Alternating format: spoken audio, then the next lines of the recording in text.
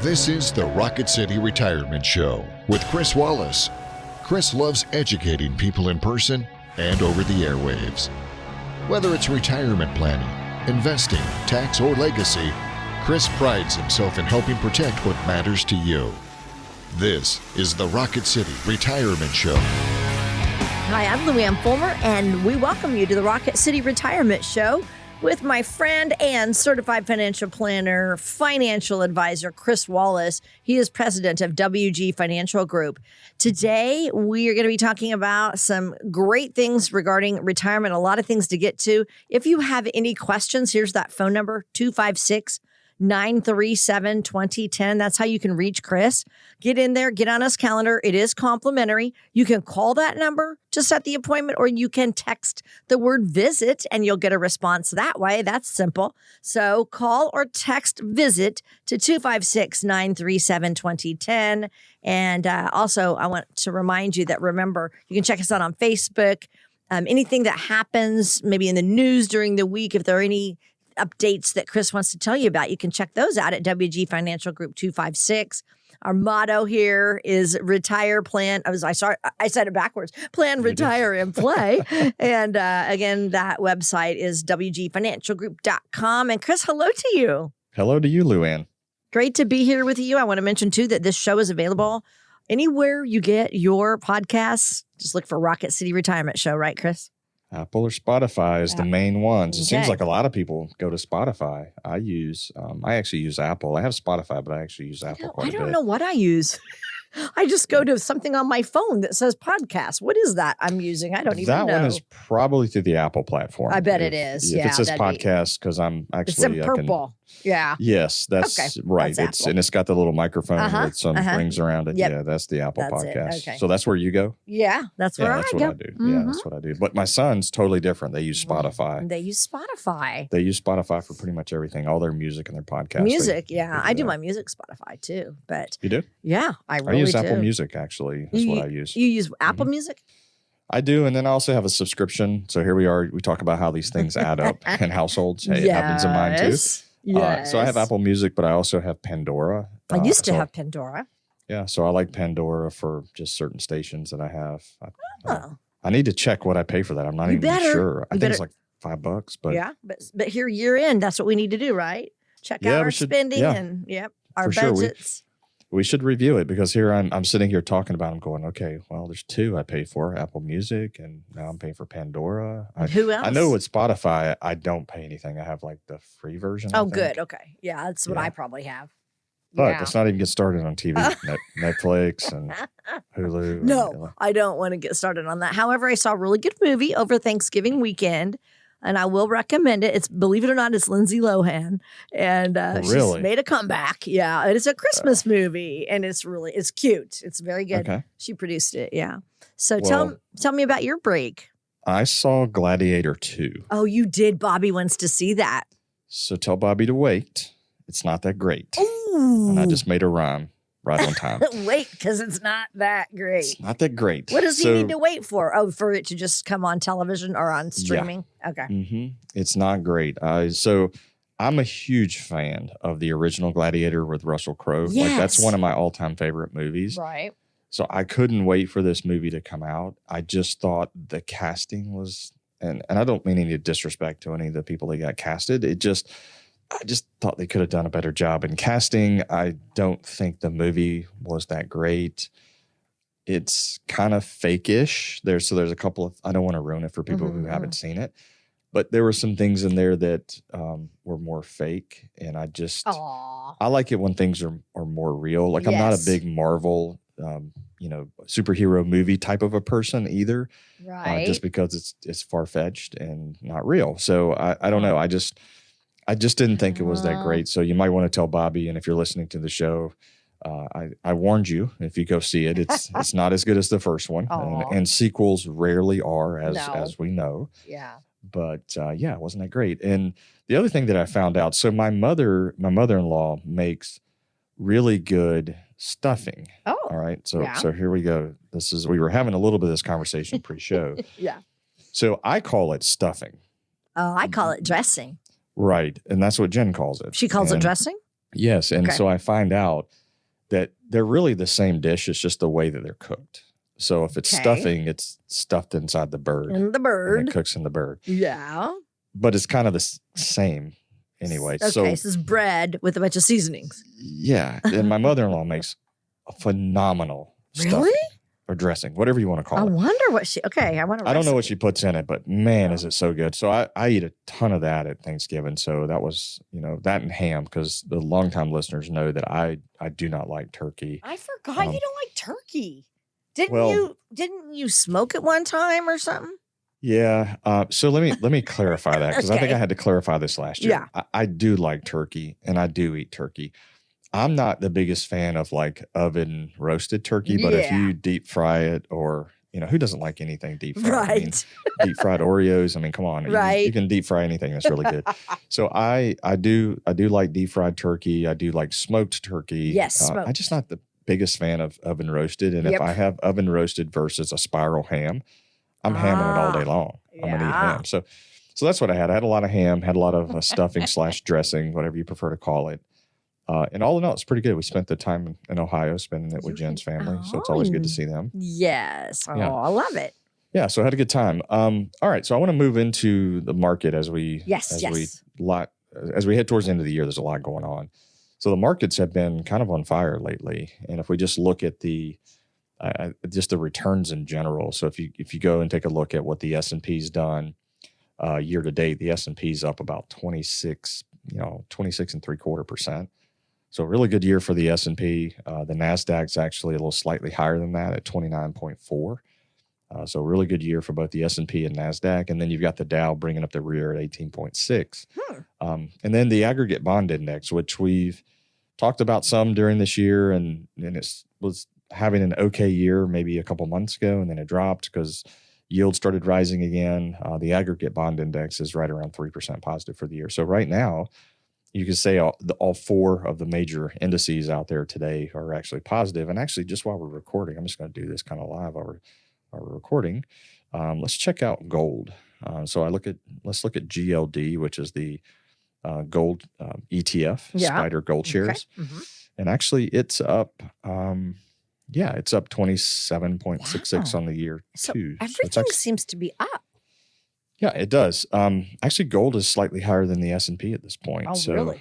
I kind of thought that, but so pretty good year overall for the markets, and I would assume that's going to continue to happen. We hope, as new president takes over and new economic agenda and such starts to take over. But who knows? I mean, the economy still appears to be going pretty strong. We actually tonight, we're recording this on Tuesday, but I do a quarterly Zoom call with all of my clients just to go over economic data, and that's one of the things that we're going to talk about tonight. Is things are good. Things Awesome. are consumer spending is still strong. Of course, credit card balances are still really high, but they kind of, they've always been high. If you look back at any period of time, they're always high relative to that period of time, and money velocity is still good. So we talk about a lot of this on the quarterly call with the clients. So it should be pretty interesting as we do that tonight. Let's move into interest rates. Okay. So on the 18th, the Feds will meet again. The last time this year they'll meet. I can't believe they're meeting that close to Christmas. Yeah. I think they're going to give us another Christmas present too. You think? Yeah, I think there's going to be another rate cut. Oh, I was okay. looking a few weeks ago, and let's see if I can look back like 1 week. Yeah, so if I go back 1 week, let's go back 1 month. So Okay. 1 month, it was like an 82% chance that there was going to be a rate cut. So we talk about interest rates a lot on the show and the Fed Fund futures, et cetera. So a month ago, we were like, hey, yeah, looks like one more cut. And then if we get to around the last part of November, it started kind of heading towards a 50-50 probability. Like there may be a cut and there may not. And it was at one point, it was right around 50-50. Well, as of this morning, I started looking at it again because we're getting closer to the 18th at this point. The closer we get, the more reliable this data becomes. And at this point, right now, it's like a 74% chance that there is another rate cut. So the upper end of the Fed target will be 450. So 425 to 450. So it looks like another 25 basis point cut. So that will obviously make like savings rates and CD rates start to drop a little bit. So if you're in money market funds and CDs, You're going to see renewal rates that are a lot lower. So looking at other alternatives to those may be, on your agenda in the near future because rates are going to drop down. I think overall, the kind of the median target where the Feds want to get to is probably going to be around that low 3% range. Okay. And I just think with inflation, how it's become a little bit more sticky, I think that the path to get there is going to be a little bit longer. So I guess what I'm saying is I think this might be the last one for a couple months, unless some things start to fall apart in the economy. The Feds may use that to stimulate. But I think right here we'll probably see the cut December 18th. I also believe that's already priced into the market. So if you're going to wait, and because I hear people say this all the time, well, I'm just going to wait and see what the Feds do. And well, too late. You're already late because the market starts pricing this stuff in ahead of time. That's what these futures look at. So I think we're going to see the cut on the 18th. And then I think what we're going to see is probably a couple month pause. They meet again on January 29th and then again on March. So I would say we see a cut here and then probably not see one in January. And then March is so far out, it's kind of hard to gauge that because a lot can change in the economy between now and then. But I firmly believe that we see the cut on the 18th and then we probably don't see one in January. Okay. And then, like I said, March kind of so far out, it's too far out to try to guess at that point. Right. Yeah. So we just kind of have to see how things go. But that's a little bit on the economic side. Just a couple of cleanup items. Next year, 401k contributions go up to $23,500. If you're over the age of 50, you can put in $7,500. If you're over the age of 60, between 60 and 63, you can put in $11,250 as catch up. So some changes coming next year where you can save a little bit more money. So be mindful of that. Make sure you're changing your contributions. We're now coming out of the tail end of open season and also the annual enrollment period. So hopefully you've got your health insurance packages picked and ready to go there. I know that we help people with Medicare decisions at the office. When you turn 65, we're available to do that, to help out and help you make decisions there because you get inundated with mail, Luann. Chris, I know that. But now it's happening to Bobby because he's younger than me. He's just now going to turn 65 in March. So yeah, that's him now. So he's just a little bit younger About than you. 8 months younger than me, yeah. So me calling you a cougar the other day wasn't warranted. See, I tried to tell you that.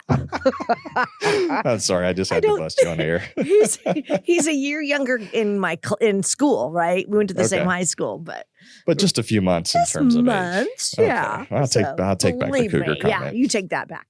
Yeah, all right. I am no big deal. Yeah. By the way, it was really good to see you a few weeks ago recording the TV episodes.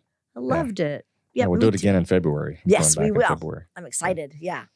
Awesome. Yeah. So if you're listening to the radio and you haven't checked out the TV show, hey, check it out. We're all over the Huntsville stations, early, mid-morning, Saturday, Sundays. Check it out.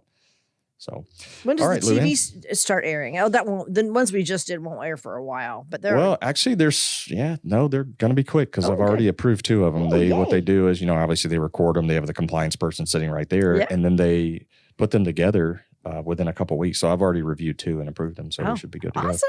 Good. Yeah. Some fresh new ones. Okay. Yeah. 26 total, I think, at this point that we have. By the time rest of these get cycled through, I think we'll have 30 in rotation at that point. So a lot of radio and a lot of TV together. Yep. A lot of good things to learn from Chris there on all these shows, radio and TV. Yeah. Mm-hmm.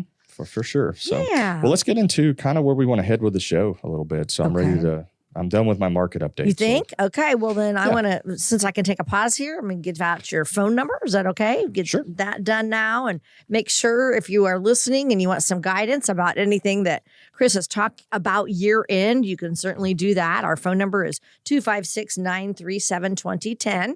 Okay, put that number on your phone if you haven't done that already. 256-937-2010. You may call or text the word visit, and you can set up an appointment that way. But yeah, get on that calendar and get your questions answered. Chris and his team at WG Financial Group would love to guide you and help you with your retirement questions. Remember, he is a certified financial planner, a financial advisor, and he is the top guy at WG Financial Group. He is president. So we thank you so much for joining us. I want to make sure you get the website to WGFinancial.com, WGFinancialGroup.com. I missed the group, didn't I? You did, but that's all right. I was coming for you.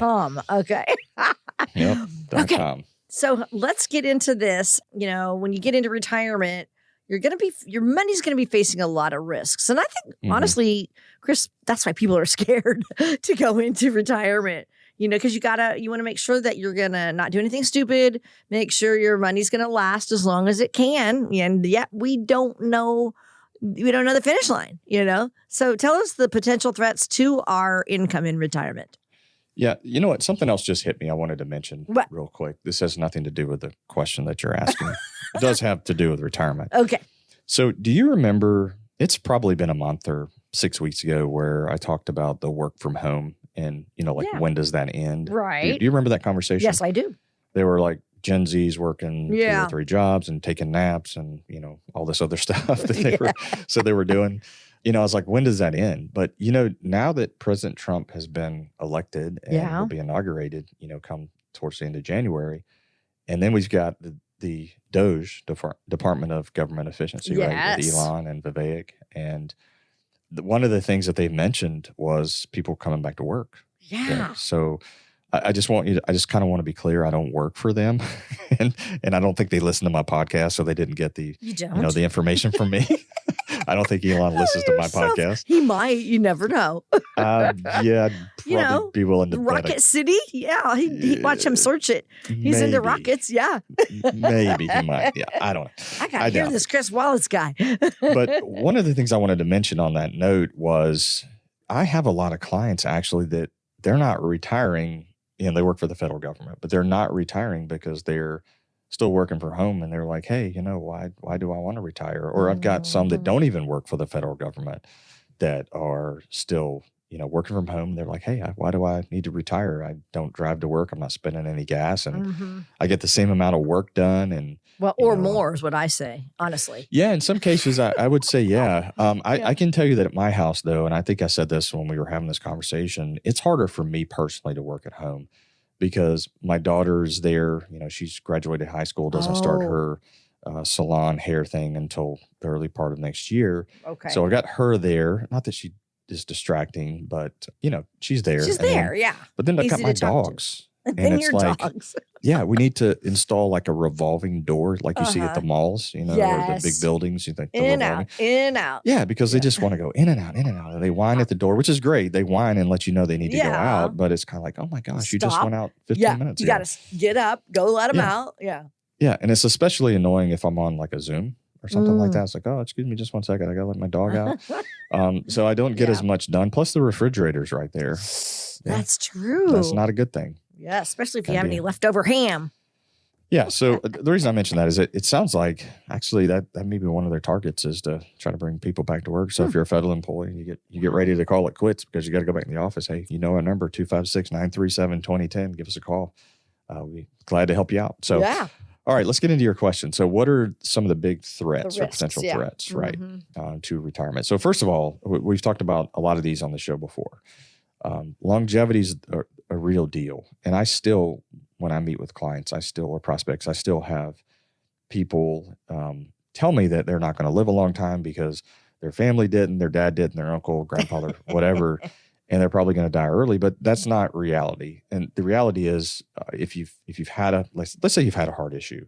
So let's say maybe you had a heart attack or whatever at 58, or had to have a stent put in or something like that.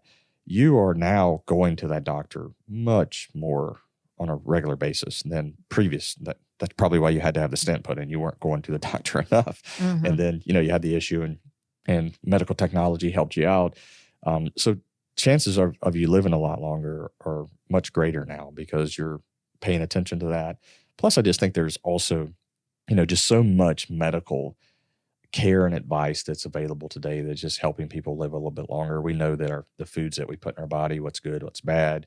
We obviously know like smoking's bad, and we know that diet and exercise plays a big role. We know in retirement we need to stay socially connected. That's really, really important to to longevity there. So that's a big risk because the older you get, and here's kind of the double-edged sword with living a long time. Some people like to call it quality of life. And that's why it's really important to take care of your body so that your body's in good shape for the longer years that you live. Mm-hmm. Because really the longer you live, the body does break down. It's just kind of what it's designed to do. And then but you still need to have money to live on. Now, chances of you spending at the same rate that you were spending in your 60s versus what you might be spending in your 80s, there's probably going to be a big difference there, because chances are you're not going to be as, I guess, healthy and vigorous like you are today, and not going to be going out and traveling like you did in your 60s. But still, longevity is a threat, and that's where long-term care becomes more of a threat the older you get.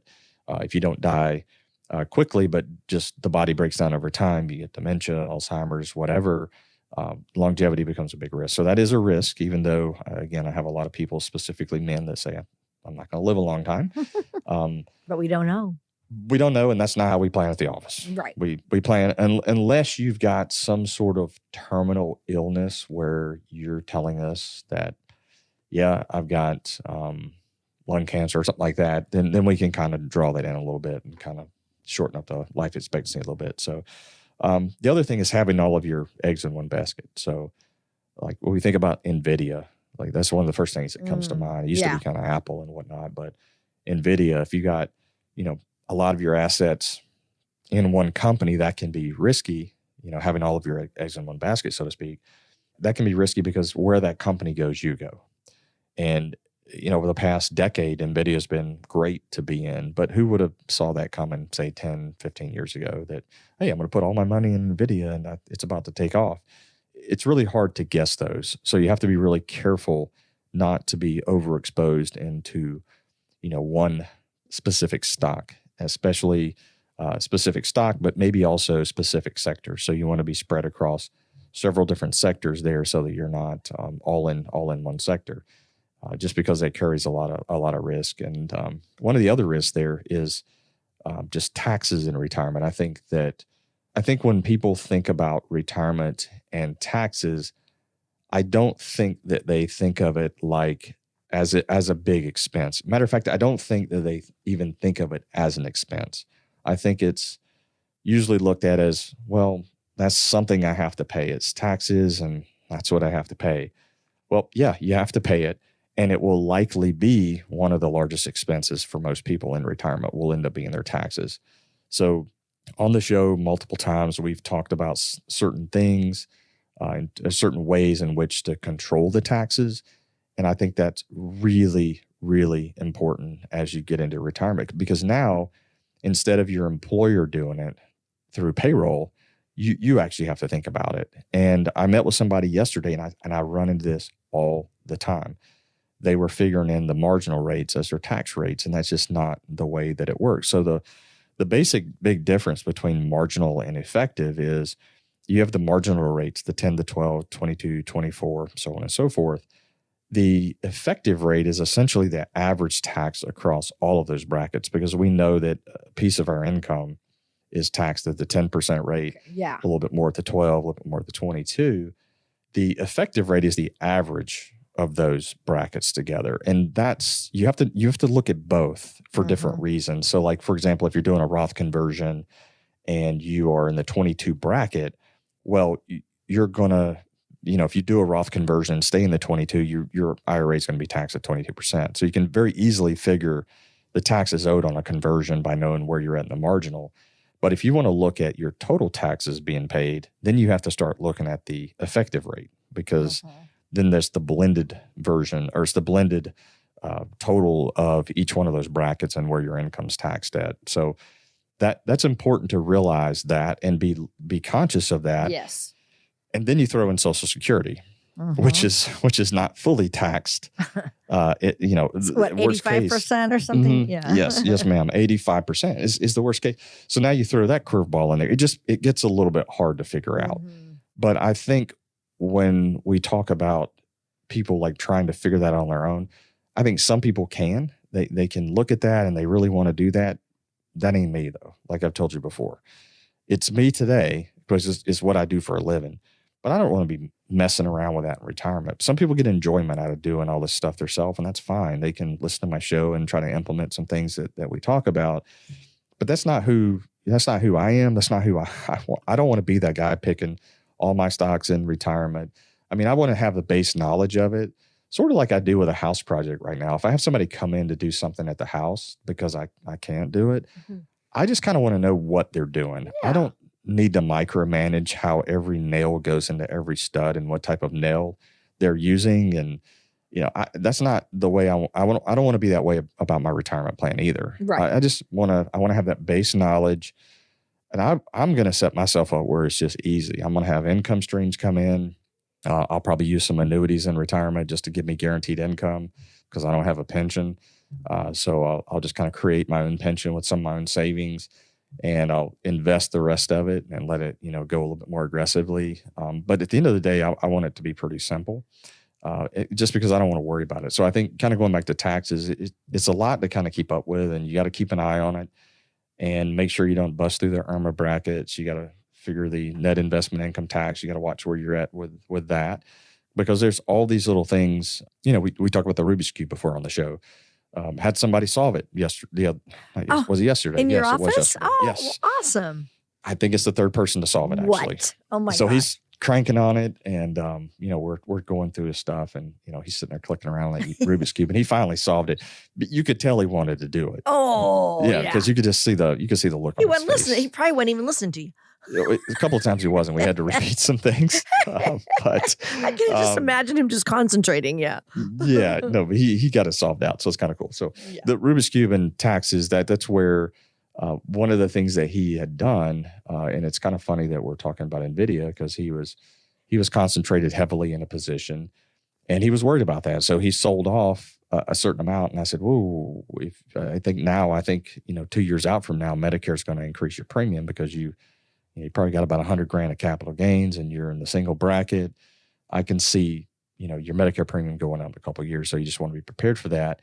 And, we probably would have had you sell off a little bit less, but he's kind of in this situation where it's not necessarily a bad thing either, because he's very heavily concentrated. And so he sold off to where his premium is going to increase. I think he's actually going to go up into IRMA bracket number 2. But at the same time, he also sold off some positions, so he's not so heavily concentrated in this one position. So it's like I told him in the meeting yesterday, it's like, okay, there's 2 schools of thought here. Neither one of these decisions are wrong. One's just wrong from a tax perspective, and the other is correct because you're so heavily concentrated. So it probably wasn't a bad thing to get unconcentrated or less concentrated rather. So anyway, so taxes is going to be a big expense for a lot of people. And then I think, Luann, just simply being unprepared. I think that when people think about retirement, they think about just their 401k, they think about their TSP, their IRA, and they think, yeah, okay, I can retire. I've got a little small pension, I got a little Social Security, I got my retirement account, I'm good. But there are so many other factors that I feel like you have to look at. You have to look at Medicare and what type of Medicare plan you're going to, sign up for. And you got to look at your Social Security and how am I going to claim? Am I going to wait? Am I going to claim early? Does my spouse, is she eligible for that additional where she gets kind of half of mine? What does that look like? Like we just talked about taxes. That's a big deal. We've got to keep an eye on that. Should I do Roth conversions? There's a lot that goes into retirement planning. And I think it's a lot deeper than just being invested in your IRA. And I think some people are just simply unprepared, and they're willing to just take those, risks and not ask for help. And so that's what we're here for. And that's why we do the show. If somebody wants help, you've been listening to the first half of the show. You can catch the whole show if you go out to Apple Podcast or Spotify. But this is the first half of the show. And if you'd like to call in and set up a discovery session, you can do that by calling 256-937-2010. Again, the number is 256-937-2010. If you're pondering the longevity of your retirement savings with questions like, is my nest egg sufficient? Or how long will my retirement funds last? Consider scheduling a session with Chris Wallace. Text VISIT to 256-937-2010. Again, text VISIT to 256-937-2010 now to set up your appointment.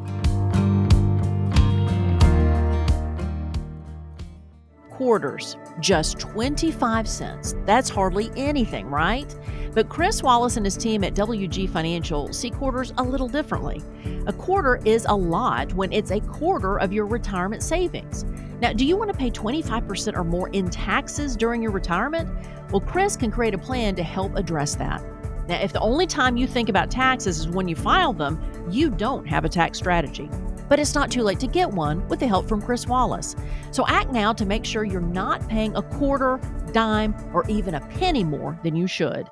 Call Chris Wallace and his team at WG Financial at 256-937-2010 to schedule your personalized tax strategy session. A quarter saved is a quarter earned. Call 256-937-2010 now.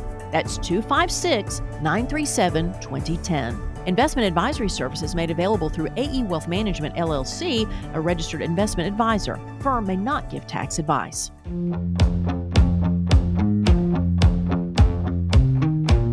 With so many worries in life, market volatility shouldn't be on your list.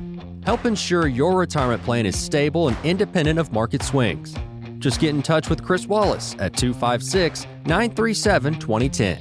That's 256-937-2010 to start planning. And I want to make sure you have the website, WGFinancialGroup.com. That's WGFinancialGroup.com. And we are so happy to have you along with us today. You are listening to the Rocket City Retirement Show. I'm Lou Ann Fulmer here with Chris Wallace. And today we're talking about your risks in retirement, the risks with your money. And so, there are a lot of risks in retirement. Chris just mentioned them: living a long time, longevity, having all your eggs in one basket, taxes, and then just not being prepared. Mm-hmm. So now I got my papers all shuffled and I can't find out where I'm supposed to be. There I am. Okay, so sorry about that. So I'm going to see here. Let's talk a little bit about, I think, inflation. Okay, can we go to that? Mm-hmm. And Sure. We all know we've seen inflation throughout our whole lives. When I was a kid, I would go to the store and I'd take a quarter and a penny and I'd get 25 cents of candy and then pay a penny for tax, but can't do that anymore. There is no more penny candy. No, there's not. No, and even candy bars were 10 cents. So, but anyway. 10 cents? Yeah, Snickers bar, wow. Reese's Pieces where you got 2. Yep, Baby Ruth, whatever. Name me your favorite candy bar. I'm a Snickers guy, I think. Oh, Snickers, it was a dime. A dime for a nice big candy bar. Yeah. So. Yeah. So can we just talk about shrinkflation for a second? Yes, which I hate.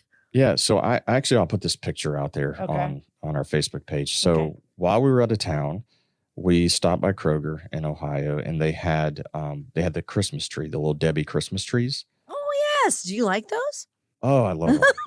I love them too much. Sugar. Yeah, well, that's why I love them. I know. And they love me too. They don't want to leave. I look like a Christmas tree when I get finished eating about 2 or 3 of them.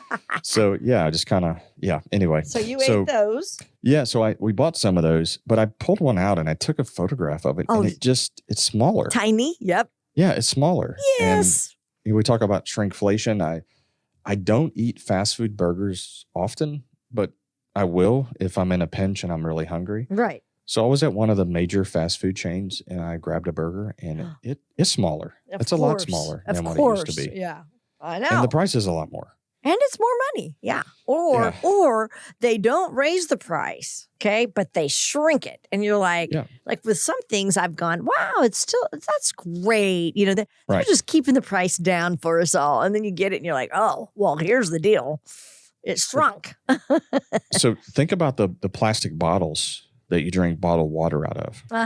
Which isn't bottled water, such a ripoff. I know it. Man, it's a moneymaker because I still buy them. I still buy do them too. for the office. I still do. Hey, Chris, I got to tell you something. Do What's you that? know that when I was in college, I wished for something like bottled water? There was no such thing back in the 80s. And we were at cheerleading camp down in Texas. And it was when I was in college. And I was like, I just want regular water because I think we had like Perrier or something, and I just spit it out. And I'm thinking, I wonder if I would have said something to somebody, would have I made any money? If I could have said, hey, I have this idea. You missed your opportunity. Somebody heard you. Somebody did. Billionaires. Yeah. So inflation. Okay, sorry. Last reading is down to about 2.6. Okay. So we've definitely seen it come down. Actually, on our client call, this is one of the things we're going to talk about, is it's become a little bit more sticky. So there was a quick drop there for a few months. We saw a pretty quick, fast drop. And now it's become pretty sticky. And if you look at the month over month, if you take out food and energy, we've seen some of the core inflation numbers month over month kind of rise. I think PCE is also rising a little bit. So that's not necessarily a good thing because we're not yet at the 2% mandate that the feds want to get at. So I think as far as that goes, there's still work to be done, which is why when I mentioned earlier in the show about the feds not dropping rates as quickly as once thought, because I don't think they're going to be able to do that because I think inflation is still there. And then if we get into some of the Trump tariff stuff, that could be inflationary in the short run because people or companies are likely to pass on the tariffs, and we may see that as raising the cost of goods in the short run. So it's definitely a risk that we need to consider. I'm not one of these people that think that we're going to have that Venezuelan type inflation that I often hear about, and some of these other countries. But it's definitely something that we need to plan for. And I've said this before, but there's one of the best ways to outpace inflation is to be invested in stocks. I mean, that's a proven way to outpace inflation. Is to just be invested. So I think when the battle that you fight mentally when you're a retiree is that you've got, this is what you have to retire on. You want to be careful with it and you don't want to lose it because it's all you got and you can't go back to work. But then we've got the inflation factor we have to worry about because we all need to have our money invested in a way that's outpacing inflation. Right. So that's the mental struggle that I think a lot of retirees today deal with is they want to protect what they have. They want to go conservative with it. And then long-term, I think they have a harder time outpacing inflation. So that's a big struggle that I think, people are going to deal with because there is a such thing, in my opinion, as being too conservative in retirement. I think you can be too conservative and then you run the risk of not being able to keep up with inflation, much less healthcare inflation, which is usually a little more than double what normal inflation really is. So it's a risk. It'll eat away at your purchasing power for sure. And then if you take a look at what I don't even want to say a basket of groceries, but just say a bag of groceries these days. Mm-hmm. Yeah, just go to the store and it's so much more expensive. I know. To buy groceries today than it was just 5 years ago. Mm-hmm. It's absolutely insane, the cost differential. And that really hits the retiree really hard because the vast majority of retirees are on a fixed income, Social Security, maybe a pension, maybe. And so it hits them really hard. It also hits the very young generation really hard because they're, making a little bit of money. So take my daughter, for example. She works. I think she makes like $16 or $17 an hour. Mm-hmm. That's good. But it is good. Yeah. But when you talk about going out to eat, like just normal today, if you go out for one person to, just one of the major food chains or whatever, you're talking $10 to $15. Oh yeah, big time. Yeah. By yourself just to eat. Yep. And then they flip that little screen around and it's like, it's going to ask you a few questions, for a tip. It's like, Yeah. you just took my order. That's all you right. did. Exactly. I'm Now not gonna I'm give you filling a this tip. out. Like 5 years ago, this wasn't even a thing. That's know. one of the things that came out during COVID. This whole tipping thing, it just came alive in COVID, and now it's like on every register you go to, they flip it around, and so I don't know. It's just I feel guilty saying I don't want to tip if they've not done anything. Well- I feel guilty hitting no or zero, but I do if they haven't done anything. yeah. So I'm with you, Luann. Like I'm a big tipper. I love to tip people. Yeah. But there comes a point, like if I'm just going to pick up like to-go food, Right. like I don't want to, No. I don't really want to tip. So what I have done is because first of all, when they flip it around, it's always highlighted on the highest percentage. Of course. And I've seen it as high as 25%. What? Oh my And gosh. I don't mind tipping for good service. I will do that. So anyway, I've gotten to the habit now where I custom tip. Where Which I can is I'll put like you a can dollar hit custom. and type in like $1 or $2 Oh, if I'm just okay. picking up like to-go food. Yeah. Well, you're But- nicer than me then. Yeah. Well, here's the other thing too that I've gotten kind of savvy doing. So if I get coffee in the morning, Yeah. I just pay cash. Why? Because you pay cash, they can't flip around the screen on you. Oh, that's funny. Yeah. Oh, that's good. Yeah, Just because my cash. cost of coffee's going up. And I know I Yeah. sound cheap or whatever, but trust me, I'm a very good tipper, especially Mhm. when we're in a restaurant that Yeah. has like Yeah. service. Right. But it's kind of like, okay, coffee is outrageous these Yeah, days. The I cost know. of it is just crazy. So I started paying for my coffee in cash. And then that way the screen doesn't get flipped around on me. Yeah, That's so But funny. here's the That's good. downside to it. Some of these young people can't count back change. I know. So the very first time I did it, I got back too little in change. And I say, Tell him. You have to I say- did. I had to say, hey, I gave you a 10, and so anyway. I know. So I hate that too. They need to yeah. work. That's what they need to work on in school. They They need to work on a lot of stuff, but we'll that's another I conversation know. for I another know. show. I know. Oh my God. All right. So inflation, yeah, big risk. Got to be invested. But one of the best like ways to that. outpace it is to stay invested. Okay, stay invested. All right. Mm-hmm. So speaking of investing, then are retirees aware about the costs and fees that are kind of hidden in any of their retirement accounts, and how do you help them? I know. I'm sitting here shaking my head. You can't see me, but I'm shaking my head. No, because I run analysis on situations all the time. So take for an example, we have a family come in. They're working with XYZ firm in Huntsville. They bring their statement. I take a look at it. I run an analysis on it, and they're just chock full of all these mutual fund fees. Oh dear. And yeah, and some of these fund fees that we see, and these are from firms, right here in the area, but they utilize funds. They're just expensive. And I'm going, why would you do that? Like, why would you use a mutual fund that has a 1.1 expense ratio? I mean, shoot, that's as much as some advisors charge to manage a whole portfolio. And you're paying that for that mutual fund. It just, to me, it makes no sense on why someone would do that. And maybe there's some revenue sharing reasons why. I don't know. But in our firm, we typically will use some individual stock positions, low cost ETFs, because one of the things that we can control, just like, we can control how many streaming channels we have. I can also choose which grocery store I want to shop at because I know which ones are a little bit cheaper. You can do the same thing with your investments if you know what you're doing. And for those that don't, that's why they call us. We do the analysis and say, hey, we can save you, 0.5%, 6.6% on your expense ratio just by making the change. And that's money going back into your pocket. So I think a lot of people, Luann, I think a lot of people know about it, but I still think there's some people out there, this is just not what they do. And they're really hard workers and they're really good savers and they're doing all the right things, but they're paying too much in a lot of areas. And, one of the things we do is do an analysis and take a look at it and say, hey, you can save money by going this direction and still have the same risk, but just pay less in fees. And who knows, because we're using index funds and ETFs, and you're likely to outperform because the mutual funds you're in currently, they're actively managed, and history tells us that they underperform most of the time. So you can probably have cheaper fees and maybe outperform potentially. So Yeah. So today we are outlining different risks to your retirement income. And of course, people are worried that they're going to run out of money. Biggest fear in retirement, am I going to run out of my money? But if you are so worried about outliving your savings, maybe that could cause you to underspend in retirement. Do you ever see that, Chris? Oh, all the time. Yeah, all the time.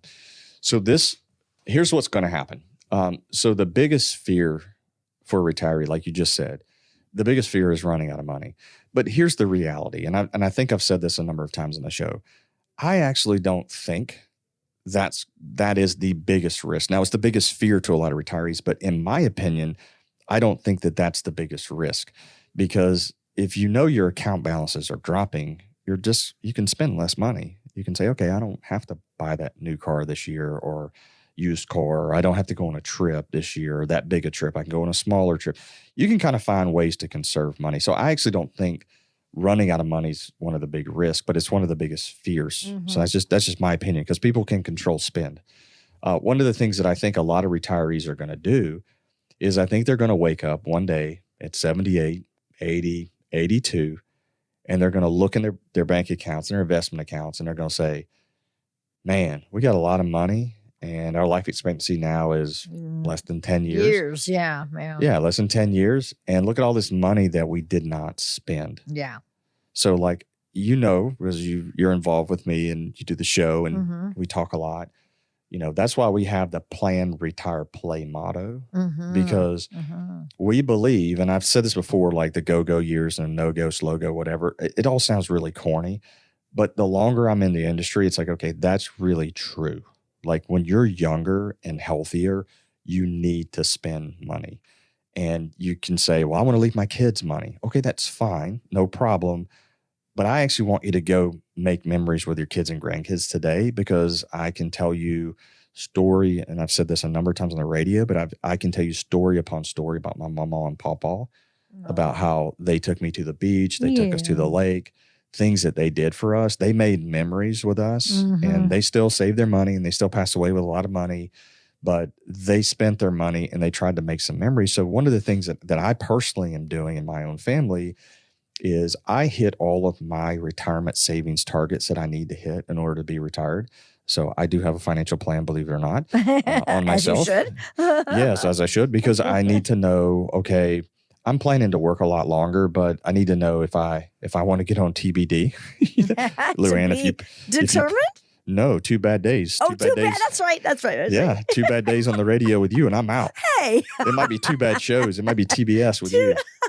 TBS, Two I'm bad out of here. shows and I'm out. No, seriously. But Oh, no, you're I funny. need to know, because I think when you're planning to retire, you need to also plan to retire earlier than you expect in Ooh, case something okay. happens, right? Yeah. So I have savings targets that I know that I'm supposed to hit. And once I hit those, then what I personally do is we spend extra money on trips and Fun. taking the kids, because there was a period of time, I'm getting kind of vulnerable here, where when Jennifer and I were building our business and building our wonderful client base that we have, money was tighter. Money was a Sure. lot tighter. Yeah. And there were vacations that we did not do. Mhm. And I can, this is, I don't even want to tell you this, but yeah, like over a decade ago, I can remember sitting in a Panera Bread in the Panhandle, checking my bank account to make sure we could fully afford to go have lunch at Panera on Oh, vacation. well, yeah, I know. Oh, yes. Yeah, and I know we've it's been kind there. of, that's- yeah. I'm being very vulnerable talking Mhm. about that right now, but this is the importance of building your plan, Right. saving adequately in your retirement plans so that you're going to hit your goals. That's why when we work with a family and they're working with us and under our umbrella and we're doing their financial planning, we encourage them to bring their kids so that we can talk to the kids about their retirement planning, just about the things that they should be doing at a young age if they don't understand their 401ks, because it's really important that you pass along the message and you teach as many people as possible and you try to leave as many good footprints in their life as possible, Yeah. especially not only from a spiritual perspective, but, and there goes that religious disclosure again. There it is. Just got to put that on there. It'll happen again. But also from a, just a money perspective and how to really learn how to boss your money. Because if you don't learn how to boss your money today, it will boss you the rest of your life. Mhm. So you have to learn how to be a money boss is what you have to be. And you got to learn that at a young age.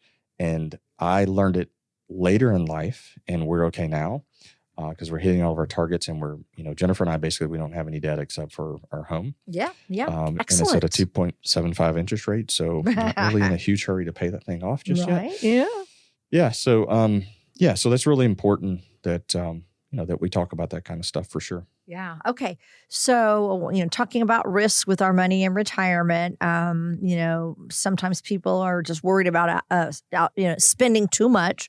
And then they maybe invest differently if they're a little scared about that. So I want to kind of touch on that. And if you're not interested in investing, then what are some other options? Yeah. So as you were kind of going over that question, I'm sitting here thinking about we have so much like media in our face all the time. Don't in we? Our phones, Facebook, World War III starting, and everybody's so like, this is the next big thing that's about to happen. The next shoe is going to drop, whatever. And what that does is I believe that it distorts a young investor's view of how they should be investing. So what I mean by that is if you're below the age of 40, so let's just say at 40 and you're planning to work till 60, you still have if you're 40 and you're going to retire at 60, you should have a 20-year time horizon. Right. No reason in the world, in my opinion, and again, I'm not giving specific advice here, but just general, At 40, you got 20 years left. No reason to have any bonds. You should be 100% stock. No reason to even think about going to cash. No reason to even flip on the news and find out what's going on, because you're probably going to see one or two recessions in that 20 years, but you have time to recover. So the younger you are, rule of thumb, the younger you are, you should be more aggressive. That way your money grows at a much more, hopefully much more rapid rate over time. And you should also consider using like the Roth IRA. So as you were kind of asking that question, I think there's a lot of things that can cloud the vision and thinking of investors. And I think it gets that way for the retiree too. I think that, when you get near retirement or you move into retirement, you're thinking, oh, I can't afford to take any risk right now. I really got to put everything in this CD, or, I went to this tax workshop and this guy at the, insurance guy at the library was telling me I gotta put everything in an annuity and keep it safe. And that's just not the case. I think the biggest thing that a retiree can do today is actually build a plan, build like a retirement plan, and understand how your investments are likely to perform long-term, and then how you're going to take out income in retirement, how you're going to do that in a tax efficient manner. And if you have that plan in place, then I can tell you that you tend to relax a little bit, knowing that the plan is developed and built, and these are where the income pieces are coming from, versus, not having the plan. Because I can tell you, if I'm in the car and I don't have the maps on my phone, if I'm in a place where I don't really know where I'm going, it's very frustrating to me. And I become very agitated very, very quickly, because I'm like taking a wrong turn and I'm getting twisted around. And, I've even been in New York City. It's been a long time, but years ago I was up there. A lot of people know my sons at one point were on a TV show. Yes. Yeah. So I can remember being in New York City, and there's so many buildings. The buildings are so densely packed into the city that you can't get good GPS signal. So I'm like in New York City. I don't know where I'm going. These people are like 1 inch off my bumper and they're pulling out in front of you. It's stressful. And I'm like, oh my gosh, I'm freaking out of my mind, and the not so good thoughts are flying through my head. And I'm like, I just want to get across that bridge and back out of this city and get home. But, creating that plan in retirement, I think really does a lot to help, I think, just kind of relieve the pressure and the stress of the weightiness of retirement. Because Lou Ann, I can tell you that a lot of people out there today listening to the show, they're not putting enough thought into how heavy the emotional and psychological burden is of retirement. Mm-hmm. There's so much psychology and so much emotion that's going to play into it. Because you ever met the person at the office or in your company or whatever that's very jumpy, and you're like, hey, and they're like, wow, you scared me.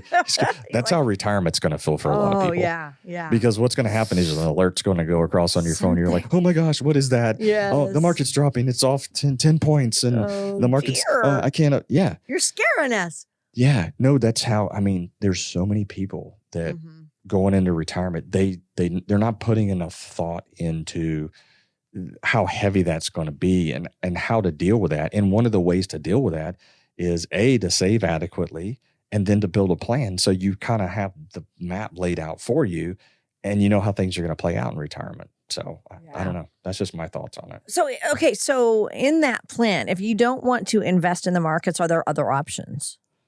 Yeah, there are. So first of all, I think I'm a firm believer in the markets long-term. And I know, I see it just like everybody. I'm immersed in it as much as anybody, in terms of, paying attention to the market and stuff like that. But I am a firm believer long-term that the markets go up and to the right. And I do think that in retirement, you do have to be careful. I 100% think that you need a plan. I think you need a plan with a Monte Carlo analysis. I think you also need to take into account sequence risk, where, what if the markets are down? Where are you going to pull money from? Because you don't want to pull money from a down portfolio. So I'm a 100% big advocate for being in the market and being respectful of the market and your retirement situation, so that you don't go in kind of crazy and lose a lot of money. But at the same time, I have conservative clients that are pretty conservative, and they don't want to put all their money there. I have one client that I'm thinking of right now. He's an avid TV watcher. So I know he's probably not listening to the radio show, but he's probably watching me on TV. Yeah. But he's very, very conservative, and he just wants very, very little exposure in the market. So we've Okay. set up very conservative fixed annuities and fixed index annuities for him because that fits what he's willing to put up with. So he likes the idea of having products that don't have any fees. Now he Right. knows that they have surrender charges, and he knows that the companies need to be A-rated and all of that good stuff. And he knows the claims paying ability of the insurance company backs the policies. So he's fully fine with all that. And we have him spread across multiple different companies. But the rates are so good right now that he has the potential in some of these annuities to generate 5 and 6% rate of return just That's based on where good. rates are today. Yeah. And he's fine with that. And, that's one person's opinion, so this is, when we're talking about, I don't want to get too specific here, but, some people, they prefer that. And for some people, having something that's going to generate 5 or 6% without risk, without fees, no downside to it. And, you're going to have limited upside. So here's what you have to deal with at that point. You have to deal with FOMO because you're the fear of missing out. Because in some of those fixed type products that you have, you're going to limit your upside for sure, but you're going to cover yourself on the downside. So in this particular case, if an individual says, you know what, I value not losing money over making lots of money, then those types of products work okay in certain situations. Right. So yeah, there's different products out there. So like I said a few seconds ago, rates are still, attractive. The lower those rates come down. So we talked about the Feds earlier in the show, dropping rates, and, the further the rates come down, then the less attractive the products will be. But I think they still work for some people today based upon, where things are at today. I think you just have to go in and talk to somebody. I mean, in our, at our office, we don't lead with product. We lead with Right. plan. Yeah, we lead with data, lead with data first, lead with plan. We do enough digging around where, I was kind of thinking of another client or prospect that I met with. They were one of the ones that told me, and I kind of repeated back to them. I said, are you telling me? And I said, if I'm wrong here, then I need you to tell me. But after spending 45 minutes with you, you're placing more value in not losing money. Like, it's so important to you not to lose money. And he said, absolutely. I don't care if I make what the market makes. I just don't want to lose what I Yeah. have because I Wow. want to retire Mhm. and I don't want to stress. And so he said, I want to have X amount of dollars in a position where it doesn't go down. And that also gives him the ability to pull out of that account if he needs to in a down market as well. So it creates a stable place in which to pull money from. So again, we don't lead with product, we lead with data, try to get some details on a client in that discovery session. Pretty simple process that we do. Lasts about an hour and 15 minutes. It's all confidential. No financial decisions are made in that meeting. It's just an opportunity for someone to get to know us, for us to get to know you. We ask a lot of questions. Some are pretty, invasive, but it gives us an opportunity to learn more about your situation. If you'd like to set up that discovery call, all you got to do is give us a call, 256-937-2010. Again, the number is 256-937-2010. And Lou Ann, I just looked down and we are actually out of time. We're done. So We're done. great show. Yeah, great show. I Yes. hope, it was fun. Good I loved to it. talk to you. I'm glad you had a Thank good you. Thanksgiving. Yes. We'll see you next week. Okay. Hope everybody has an awesome and blessed week. And remember to serve every person in every situation with a servant heart. AE Wealth Management LLC provides services without regards to religious affiliation, and the views of individual advisors are not necessarily the views of AE Wealth Management. Please remember that converting an employer plan account to a Roth IRA is a taxable event. Increased taxable income from the Roth IRA conversion may have several consequences. Be sure to consult with a qualified tax advisor before making any decisions regarding your IRA. Investment advisory products and services made available through AE Wealth Management LLC, a registered investment advisor. Insurance products are offered through the insurance business WG Insurance Services. WG Financial Group is an investment advisory practice that offers products and services through AE Wealth Management LLC, a registered investment advisor. AEWM does not offer insurance products. Insurance products offered by WG Insurance Services are not subject to investment advisor requirements. AEWM and WG Insurance Services are not affiliated companies. Investing involves risk, including the potential loss of principal. Any references to protection, safety, or lifetime income generally refer to fixed insurance products, never securities or investments. Insurance guarantees are backed by the financial strength and claims-paying abilities of the issuing carrier. This radio show is intended for informational purposes only. It is not intended to be used as the sole basis for financial decisions, nor should it be construed as advice designed to meet the particular needs of an individual's situation. WG Financial Group is not permitted to offer, and no statement made during this show shall constitute tax or legal advice. Our firm is not affiliated with or endorsed by the U.S. government or any governmental agency. The information and opinions contained herein provided by third parties have been obtained from sources believed to be reliable, but accuracy and completeness cannot be guaranteed by WG Financial Group. This radio show is a paid placement.